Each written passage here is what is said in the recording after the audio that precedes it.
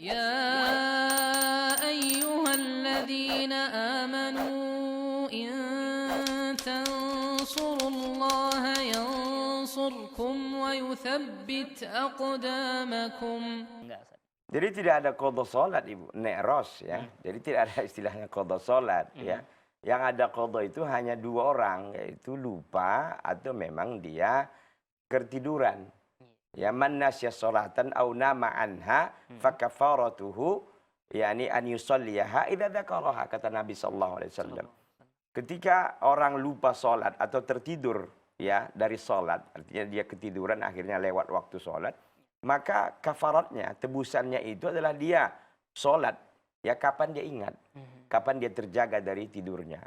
Itu bagi dua orang. Adapun orang yang sengaja meninggalkan salat, sengaja ya seperti cerita Nek Ros tadi, bahwa di muda-muda dulu ya banyak ya kaum muslimin yang sepele tentang sholat.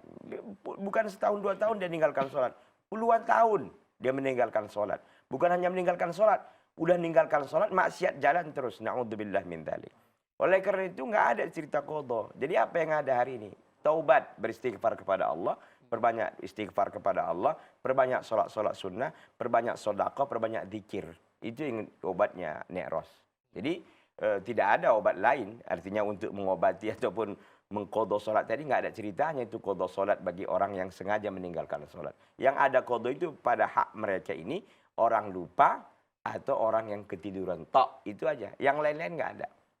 Ya, kebanyakan kaum muslimin kan begitu, memang meninggalkan salat dengan sengaja waktu sudah dia waktu mudanya. Sekarang tua terasa. Dan ini alhamdulillah ya tua masih ingat. Ada orang kadang-kadang sampai dia tua pun nggak ingat juga gitu kan. Nah ini jadi alhamdulillah masih Bu Nek Ros tadi ya sudah tua udah ingat. Jadi caranya banyak istighfar, banyak tobat kepada Allah, banyak sholat-sholat sunnah, kemudian juga banyak sedekah dan tentu menyesali itu lebih baik dari yang sudah perkara-perkara sholat yang sudah ditinggalkan. Allah.